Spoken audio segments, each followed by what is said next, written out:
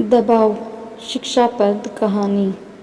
रिया एक सुंदर और समझदार लड़की थी और अभी-अभी एमबीए पूरा कर जॉब करना शुरू किया था। रिया के घर में उसके पापा और बड़े भैया ही थे। उसकी मम्मी का निधन कई वर्षों पूर्व हो चुका था। चूँकि रिया की उम्र विवाह लायक हो चुकी थी, इसलिए वर की तलाश जोर शोर से जारी थी, जो कि कुछ समय बाद मयंक पर जाकर पूरी हुई। मयंक भी रिया की तरह एक मध्यम वर्गीय परिवार से था और कुछ समय पूर्व ही अपनी मेहनत से डॉक्टर बना था। मयंक के घर में उसकी माताजी सुनीता और बड़ी बहन सुमन थीं, जो कि शादीशुदा थी। मयंक के पिताजी का निधन उसके बचपन में ही हो गया था। जब रिया और मयंक को मिलाया गया तो उन्होंने एक दूसरे को पसंद कर लिया।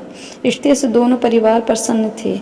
हफ्ते भर बाद दोनों की सगाई कर दी गई और 3 महीने बाद ही शादी का मुहूर्त भी निकलवा लिया गया। अब रिया और मयंक की भी फ़ोन पर बातें होने लगी थी। दोनों एक दूसरे को जानने का प्रयास कर रहे थे, आखिर पूरा जीवन जो साथ बिताना था। एक दिन रिया की ननंद सुमन का उसके पास फ़ोन आया और वो बोली, अरे रिया, तुमने नाक क्यों नहीं छिदा रखी? तुम नोज़ पिन में बड़ी सुंदर दिखोगी। मेरी मानो तो नोज़ पियर्सिंग करा लो।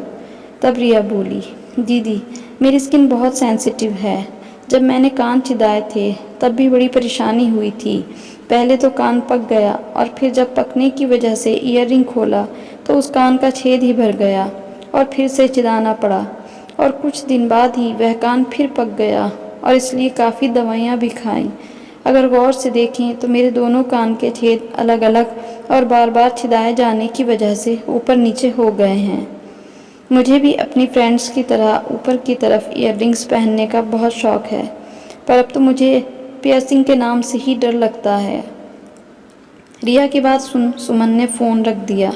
अगले दिन रिया की सासू माँ सुनीता जी का फ़ोन उसके पास आया और वे रिया से बोली, देखो रिया, लड़की की नाक छिदी होना ज़रूरी होता है।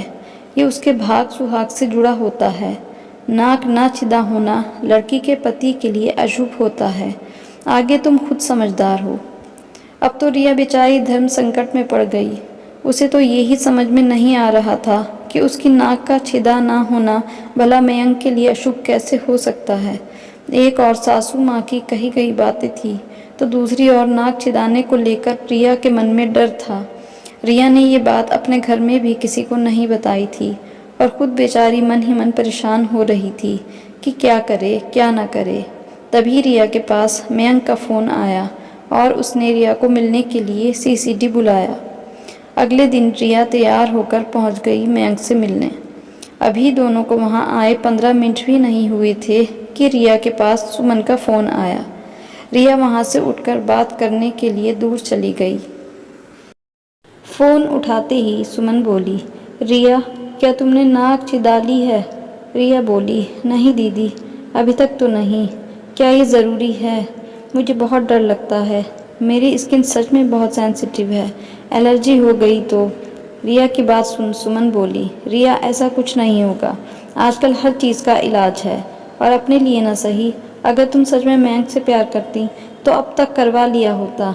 सुमन की अंतिम बात रिया को तीर की तरह चुभी, पर फिर भी वह स्वर को भरसक संयत करते हुए बोली, दीदी, मेरा मयंक के लिए प्यार क्या सिर्फ नाक में छेद कराने से ही साबित होगा? आज के ज़माने की होकर भी आप ऐसी सोच रखती हैं।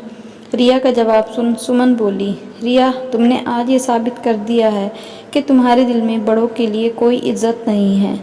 अरे मयंक के लिए ना सही, कम से कम मम्मी की कही बात का मान रखने के लिए नाक छिदा लेती।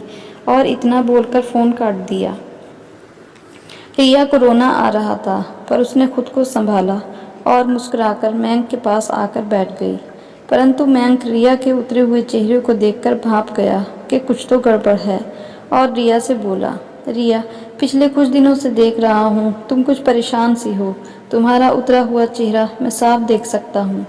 देखो, हम जीवन साथी बनने वाले हैं और अब हमें एक दूसरे से कुछ नहीं छुपाना चाहिए। सच सच बताओ, क्या बात है? मयंक के प्रेम भरे स्वर को सुन रिया पिघल गई और उसने मयंक को पूरी सच्चाई बता दी। पूरी बात जान मयंक ने रिया से कहा, वैसे तुम नोज़ पिन में वाकई सुंदर लगोगी, लेकिन ये बताओ रिया, क्या आप नाक छिदाना चाहती हैं या नहीं? रिया ने साफ इनकार कर दिया। फिर मयंक बोला, तो आप निश्चिंत रहें, अगर आपको नहीं पसंद है तो ना करें, मैं मम्मी और दीदी से बात कर लूँगा। रिया मयंक की प्रतिक्रिया से कुछ निश्चिंत तो थी, परंतु फिर भी कुछ विचलित सी थी। मयंक ने अपनी मम्मी और बहन के सामने एक ही तर्क रखा कि जब रिया की तस्वीर हमारे पास आई थी तब भी उसकी नाक में छेद नहीं था। अगर दिक्कत थी तो तभी नापसंद कर देते। विवाह तय होते ही उसकी पसंद और परेशानी को ना समझते हुए अब उस पर बदलने के लिए दबाव क्यों?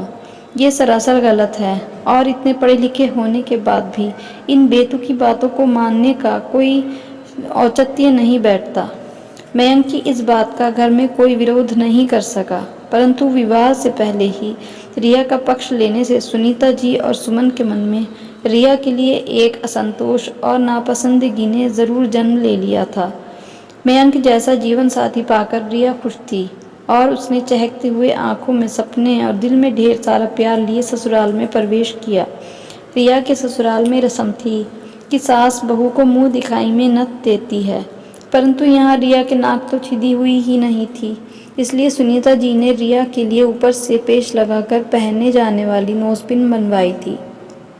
परंतु सुनीता जी को नोजपिन पहनाते देख वहां मौजूद सभी औरतों में खुसुर-फुसुर शुरू हो गई थी। आखिर सभी को मुद्दा जो मिल गया, बहू की नाक में छेद नहीं है। लोगों की बात सुन सुनीता जी और सुमन के चेहरे पर कुछ गुस्सा ज़रूर दिखाई दे रहा था, परंतु रिया ने कुछ बातों को अपनी मुस्कान से दबा दिया था तो कुछ बातों को स्किन के सेंसिटिव होने का हवाला देकर। चूँकि रिया पूरे ख़ानदान की एक अकेली बहू थी जिसकी नाक नहीं छिदी हुई थी, इसलिए काफ़ी समय तक पूरे ख़ानदान की औरतों का प्रिय मुद्दा रिया की नाक ही बनी रही और ढेरों सलाहें भी मिली। हमारे घर के पास जो सुनार है उसके हाथ का पकता नहीं है, तो कभी आखा तीज पर छिदाई गई नाक नहीं पकती है, आदि आदि। लेकिन उसने कभी किसी के सामने खुलकर कोई जवाब नहीं दिया, परंतु वह परेशान ज़रूर हो जाया करती थी। कुछ समय तो रिया की नाक हॉट टॉपिक रहा, पर फिर थोड़े समय बाद आए गई हो गई। आज रिया और मयंक एक सुखद वैवाहिक जीवन जी रहे हैं और अभी भी गाहे बगाहे रिया की नाक का मुद्दा ज़रूर उठ जाता है, लेकिन अब रिया पहले की तरह परेशान नहीं होती और बात को मुस्कुराकर ख़त्म कर देती है। आखिर मयंक जैसे समझदार पति का साथ जो है। दोस्तों, पति का साथ हो तो मुश्किल आसान हो जाती है, जैसा रिया के साथ हुआ। क्या आप लोगों का भी रिया जैसा कोई अनुभव रहा है? उस वक्त आपको किसने सपोर्ट किया था? कृपया अपने विचार अवश्य शेयर करें और मुझे इंतज़ार रहेगा।